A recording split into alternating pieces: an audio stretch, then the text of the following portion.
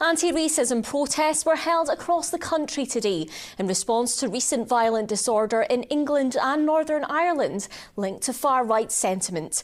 Police Scotland says it has no intelligence to suggest similar riots are likely to happen here.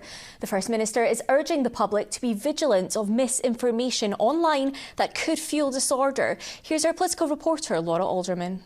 Say it loud! Say it clear! Refugees are welcome here! They came in their hundreds to Glasgow this morning to, in their words, stand up to the far right and fascism after a week of anti-immigrant riots in England and Wales.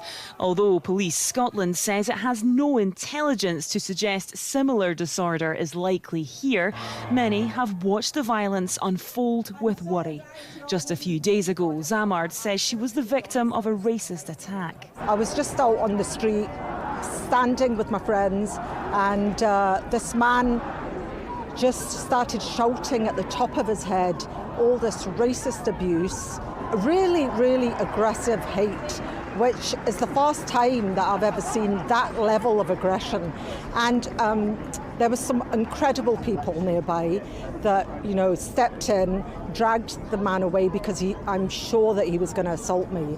There's a lot of people in Glasgow that have done so much work for social cohesion, to keep our communities strong, to keep our communities safe. And I just want to come here and show my solidarity. Shortly before midday, a few protesters from a pro-UK group arrived on George Square, but were quickly outnumbered by hundreds of anti-racism protesters. After about 10 minutes, they left the square, escorted by police officers.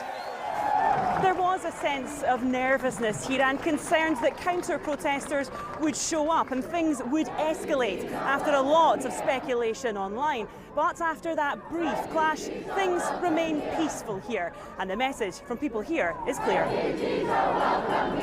There were similar protests organised by groups Stand Up to Racism in Edinburgh, Dumfries and here in Dundee.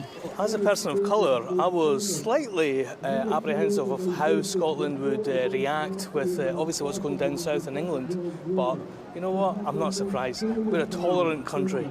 You can see it just now. There's no riots anywhere in Scotland, and the majority of the violence is happening in England. It'd be foolish and complacent to say that it can't happen here. I think in Scotland there is a bit more of a culture of people recognising diversity and understanding the treasure and that difference in society.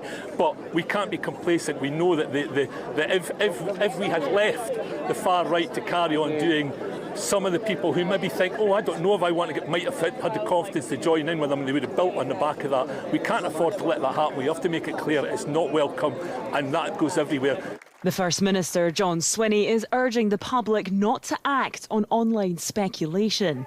Police Scotland have agreed to send 120 officers to Northern Ireland to help quell further violence there. But it maintains it does have the resources in place here to respond to any similar violence, and it's stepping up patrols in communities across Scotland. Laura Alderman, STV News, Glasgow.